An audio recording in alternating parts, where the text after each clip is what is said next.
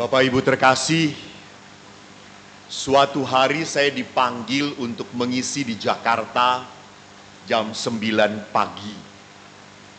Saya tidak mau berangkat subuh dari Bandung karena saya pusing. Maka saya bawa kendaraan sendiri dan mencari penginapan yang murah. Waktu masuk ke penginapan itu saya baru sadar bahwa penginapan itu hotel syariah.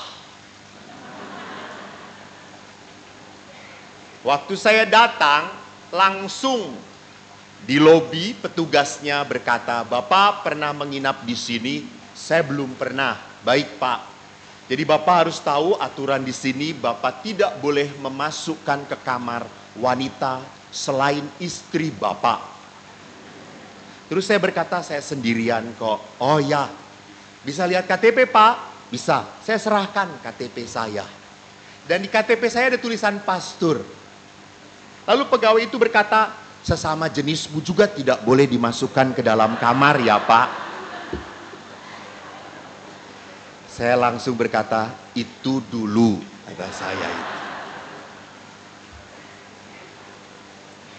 Saya bisa saja marah dan jengkel gitu ya, bisa gitu ya. Saya kurang ajar sekali nih orang gitu ya. Emangnya kalau pastor homo?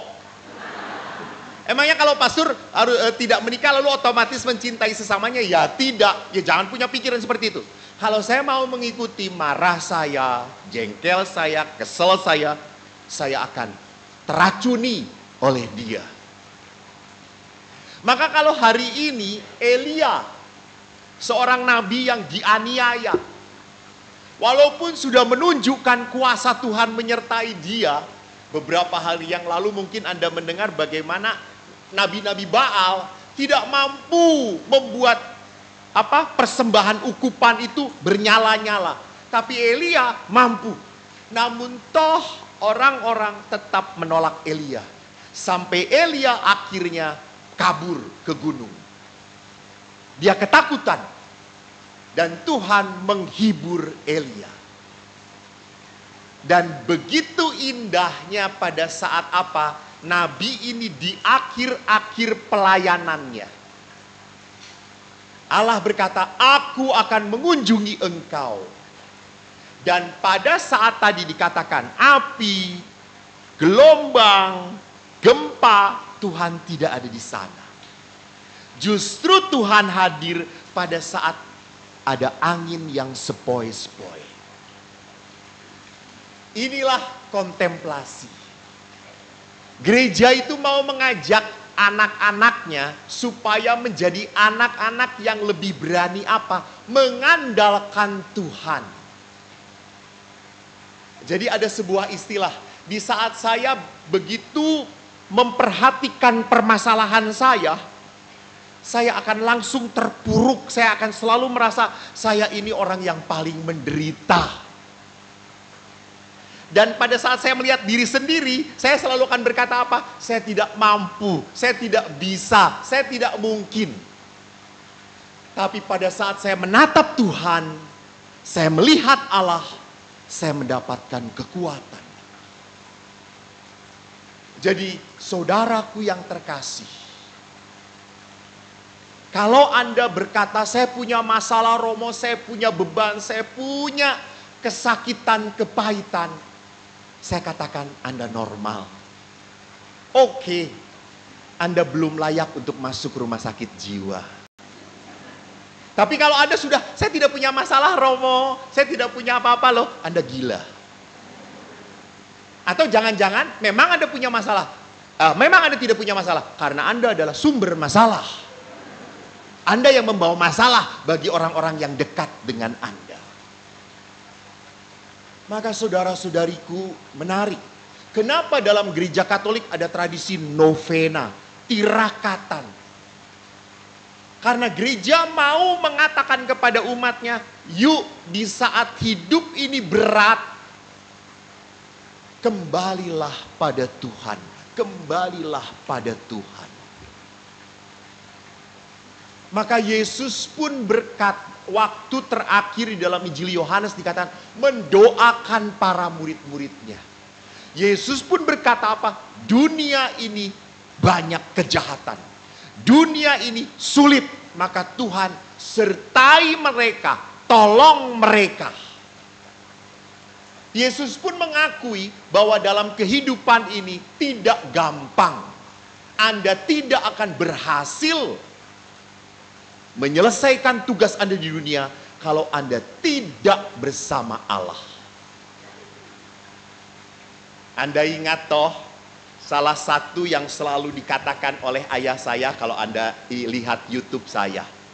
Tadi Romo Bayu itu mengagumi saya.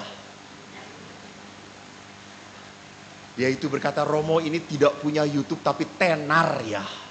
Ya, Tuhan yang melakukan. Kalau Romo Bayu berusaha tenar dan tidak tenar-tenar, saudara. Saya yakin amplop saya dikurangin.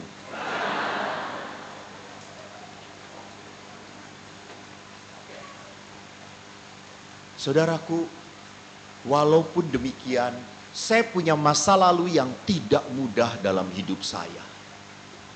Saya punya masa lalu kepahitan, kesakitan.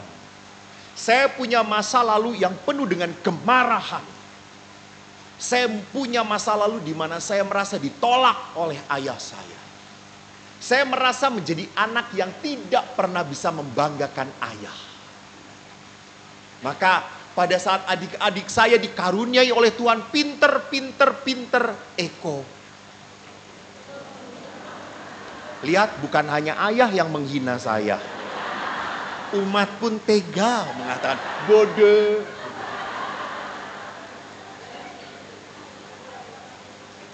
Nggak apa-apa. Kemarin saya ke Batam lalu ketemu seorang anak kecil. Hey, ini Romo yang bodoh itu ya? Asem kata saya itu.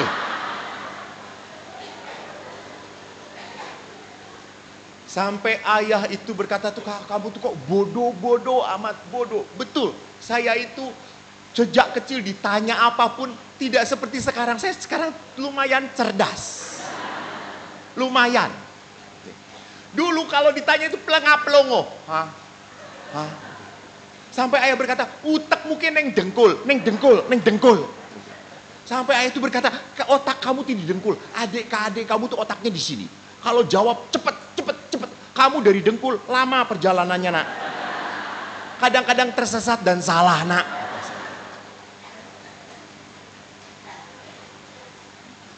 Dan kalau saya tidak bisa apa-apa, ayah berkata, dasar otak dengkul. Itu yang setiap kecil saya dengarkan, otak didengkul. Maka sampai waktu seminari saya pernah cerita tuh. Saya sepak bola, saya jadi kiper. Dan adu penalti. Saya kelas 1 lawan kelas 3, kejuaraan antar kelas. Pada saat itu adu penalti terakhir, kalau gol, kelas kita kalah. Kalau enggak gol, kelas kita menang. Dan yang terakhir nendang ini adalah jagonya dari sekolah kita. Tendangannya kenceng sekali. Sampai teman-teman berkata, wes kok minggir wae, ben gol wae. Ben rapopo kalah. Kenceng iki bocahe nendang edan. Tapi saya anak tentara coy.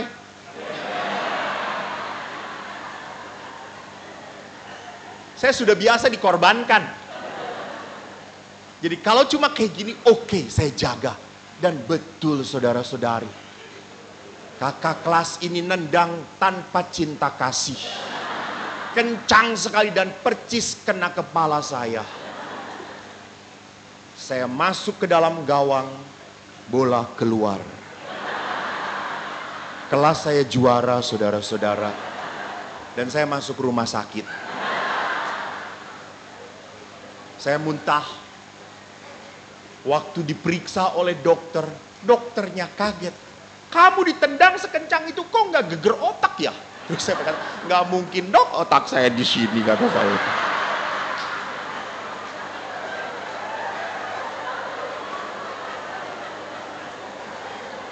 Saudaraku, apakah Tuhan pernah salah? Tidak. Maka saya kalau naik motor helm murah, ini yang mahal. Berharga coy.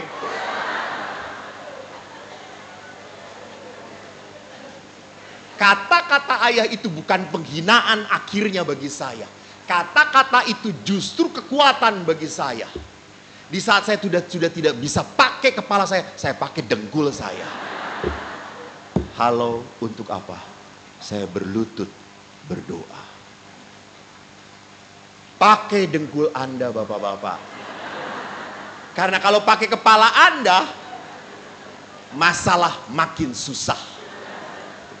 Pada saat Anda pakai dengkul dan Anda berkata, Tuhan, tidak bisa apa-apa lagi. Aku ingin kau kuatkan. Dan Tuhan akan menyertai kita. Jangan lupa Allah berkata, marilah padaku kalian semua yang letih lesu berbeban berat. Ini bukan omong kosong. Kita selalu tidak mau memberikan beban. Kita tidak mau memberikan kemarahan. Kita tidak mau memberikan penderitaan. Kita met-met, kita ceklan gitu. Sehingga kehidupan itu seolah-olah menjadi suci kalau penuh penderitaan. Tolol lu, kata saya tuh. Lu sebelum masuk neraka sudah berada di neraka coy, kata saya. Tidak pernah ada Tuhan yang menghendaki anak-anaknya hidup dalam berduka cita kepanjangan. Tidak ada. Lihat, berita Tuhan selalu berkata apa? Jangan takut, bersukacitalah. Ini bukan kata-kata omong kosong. Anda tidak akan pernah takut kalau sekali lagi menatap Tuhan. Jangan menatap masalah Anda. Dan bagaimana saya bisa menatap Tuhan? Ya tenang, duduk, diam. Cicing maneh.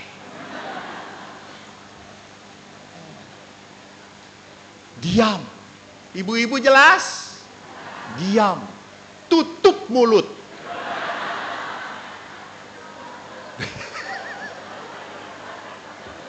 Buka hati Anda. Jadi berdoa itu tutup mulut, buka hati. Jangan buka mulut, tutup hati. Salah.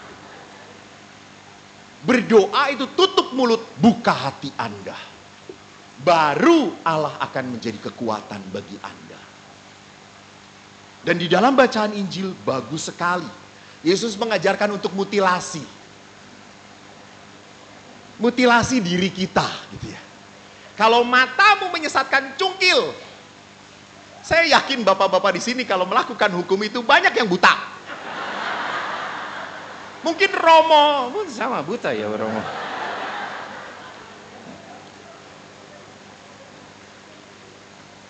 Sebetulnya sikap apa yang mau dikatakan oleh Yesus? Ingat, di dalam Injil Yohanes pun jelas sekali. Ranting yang tidak berbuah akan dipotong. Dipotong. Maka Yesus mengajarkan sikap apa? Sikap radikal dalam kehidupan. Jangan pernah tawar-menawar dengan yang namanya godaan, cobaan. Kalah. Kalah, Pak. Pak, saya tanya ya Pak. Maaf ya Pak, maaf ya Pak. Teman saya saja. Agus, ini teman saya ini. Pak Agus. Pak Agus. Pak Agus tinggal di Subang ya. Punya tetangga. Suka melihat istri tetangga atau tidak? Serius ini Pak. Suka lihat istri tetangga? Oh bukan suka, sering kelihatan ini dari matanya. Kalau ngelihat istri tetangga, makin lama makin cantik. Dilihatin oleh Anda. Apakah ini godaan atau tantangan? Tantangan. Lihat, ini tantangan untuk saya dekati. Tersesat kau prodiakon.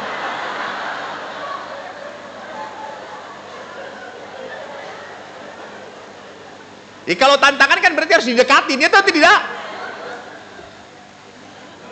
Ampunilah dia Tuhan.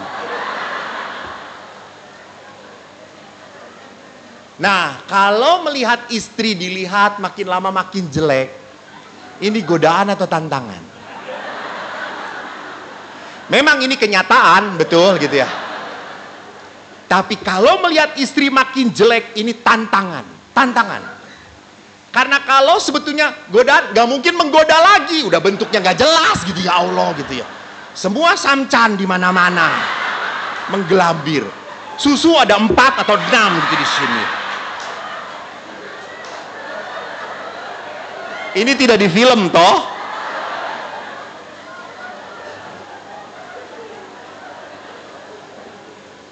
Bapak-bapak, Pak Agus tolong betulkan kembali. Jadi kalau melihat perempuan lain makin cantik, makin hebat, itu godaan, bukan tantangan. Ya Allah. Ini di Subang itu masuk prodiakon dites nggak sih?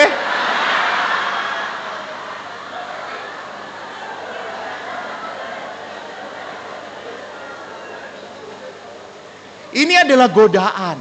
Jadi dalam kehidupan godaan tidak pernah boleh didekati. Putus, selesai. Enggak berani katakan tidak. Kalau Anda tadi, wah, boleh juga nih. Wah, lalu dipotret. Dilihatin, Anda jatuh. Pak Agus, saya pun ada godaan. Waktu saya sekolah di Filipina, teman-teman saya cantik. Dan orang Filipina kalau ketemu pasturnya, dipeluk coy. Dan pelukannya hangat, erat, padat. Semua tersentuh dan terkena.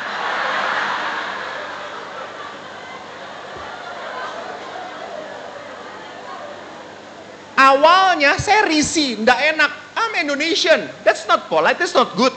Tapi lama-lama ketagihan.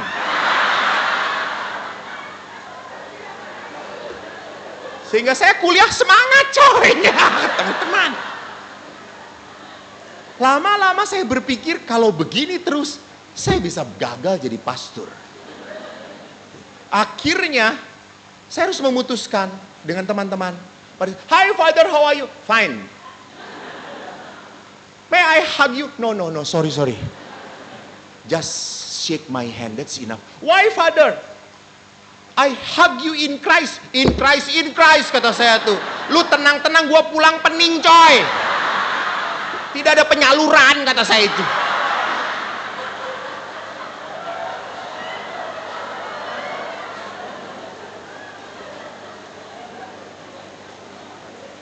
Bapak Ibu, sekali lagi, godaan itu banyak banget yang membuat Anda jatuh. Anda harus bisa membedakan mana ini godaan, mana tantangan. Kalau tantangan memang sesuai dengan apa? Sesuai dengan panggilan saya. Saya punya teman rumah yang tidak akur dengan saya, tidak cocok dengan saya, tetapi dia dipilih oleh Allah untuk menjadi teman hidup saya, tidak bisa memilih. Ini tantangan untuk mencintai dia, menghormati dia, sayang pada dia. Ini tantangan. Jadi Pak Agus ingat ya. Saya sedih ya Allah.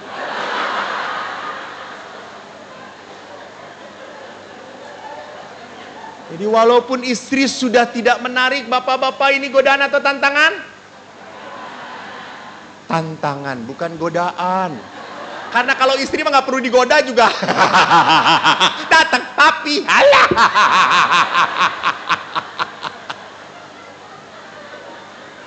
Ini tantangan. Walaupun Anda tidak tahan dengan cerewetnya, dengan bawelnya, dengan selalu namanya istri itu selalu apa? Ngungkit-ngungkit. Yang dulu kalau suami selalu ngeluh, selalu nyala-nyalahin, keras kepala, nggak pernah terima kasih. Pak, enak nggak? Enak nggak? Mau teh apa kopi? Besok lagi ibu-ibu ludah kasih cuh nih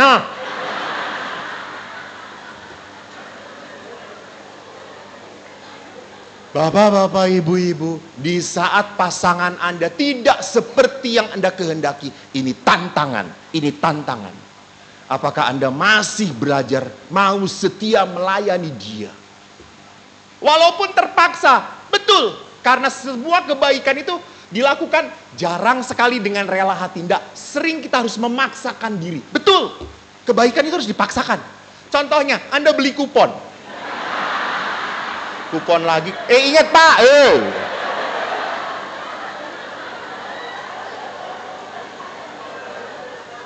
gua mah mendukung Purwakarta. Anda beli kupon, Anda pakai QRIS. Apakah itu sesuatu yang mudah? Tidak. Anda harus memaksakan diri. Betul. Betul. Demi sebuah kebaikan. Saudaraku, beberapa bulan yang lalu, Eko pun sering malas. Suatu hari saya capek dengan retret saya sudah mau tidur. Udah capek saya. Ngasih retret anak-anak sampai malam dari pagi. 9:30 saya udah masuk kamar. Saya sudah pakai celana pendek, pakai kaos, sudah mau tidur. Tiba-tiba handphone saya berbunyi. Dan saya lihat tidak kenal. Tapi dari PP-nya bapak-bapak. Saya diemin aja. Toh nggak kenal. Saya mau tidur, bunyi lagi. Dari orang, tapi sebelum bunyi itu, saya liatin dulu. History. Iseng saya lihat, bapak ini sudah 15 kali miss call saya. Edan. Jadi kalau bapak-bapak sampai miss call berkali-kali, berarti betul-betul perlu banget. Tapi kalau ibu-ibu miss call, iseng banget itu. Karena kalau ibu-ibu dibuka, halo bu, Romo, sudah makan belum? Ya Allah, kata saya makan. Emang emak gue nanya-nanya, kata saya. Dan pada saat saya tutup, tiba-tiba bapak itu telepon kembali. Saya angkat. Romo, bapak ini betul-betul rendah hati. Romo, maaf, saya yakin saya mengganggu Romo. Oke pak, enggak apa-apa, enggak apa-apa. Ada apa bapak? Saya panik Romo, saya takut. Saya sedang sedih sekali. Emang kenapa pak? Istri saya sedang hamil anak kami nomor berdua. Kami sedang menanti seorang putri. Dan tiba-tiba istri saya, Romo, tak sadarkan diri. Dan sekarang koma di rumah sakit. Saya minta Romo mendoakan istri saya. Saya tanya, loh pak, sejauh saya tahu saya kalau di ICU dan koma, saya tidak boleh mengunjungi. Betul Romo. Telepon istri saya sudah ada di tangan suster. Nanti suster akan telepon Romo. Silakan Romo bicara. Tolong doakan. Oh baik pak, baik. Ya Romo, makasih ya Romo. Sebentar pak, saya nanya dulu bapak. Bapak ini dari sore udah 15 miss call kepada saya. Emang di Keuskupan Bandung itu Romo cuma saya ya pak ya? Dan bapak itu, maaf Romo, istri saya senang sekali nonton YouTube Romo. Semoga di saat Romo bicara mendoakan istri saya bangun Romo. Terus saya dalam hati berkata, ya antara dua, bangun atau bablas? Nah, iya cok. Tapi saya dalam hati nggak ngomong ke bapak itu. Bapak itu kan istrinya gitu. Lalu akhirnya, baik pak. Bapak itu menutup, saya pun tutup. Halah, saya tuh udah capek. Udahlah, toh ini istri yang tidak sadar toh. Saya cuma ngomong, bu, saya berkatin ibu, Bapak Putra Roh Kudus, amin. Tidur ya, amin. Tutup, selesai. Saya maunya kayak gitu, capek, males. Saya duduk di meja belajar saya. Di meja belajar saya itu ada rosario, ada patung Bunda Maria. Saya tuh ngelihat ke Bunda Maria. Anda tahu Bunda Maria seperti apa? Iya Bunda, saya pastor, saya harus melayani, capek juga harus melayani. Iyalah, iya. Saya selesai, handphone saya berbunyi. Saya angkat. Halo, tidak ada jawaban. Saya dengar, tit, tit. Oh, di ruang ICU. Baik, Ibu, saya Romo Eko. Saya doakan Ibu ya. Saya buat tanda salib dalam nama Bapa Putra Roh Kudus. Tiba-tiba, tidak tahu apa. Mulut saya berkata, pertolonganmu begitu ajaib, kau telah memikat hatiku.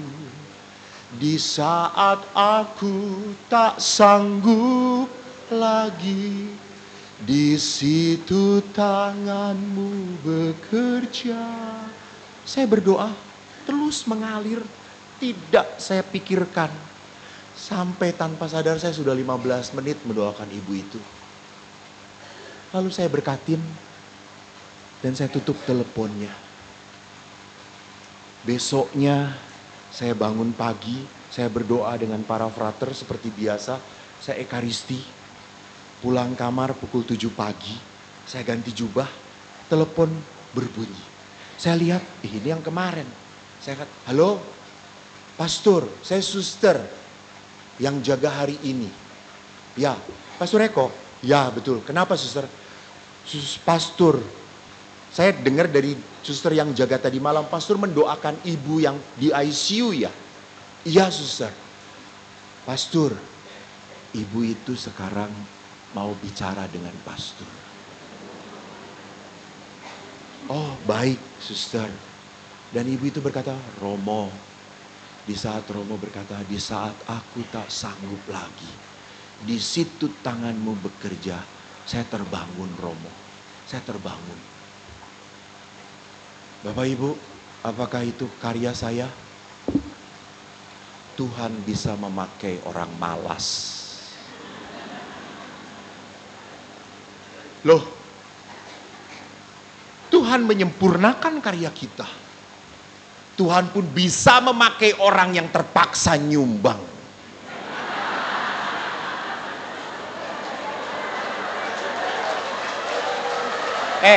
Saya nggak butuh tepuk tangan Anda.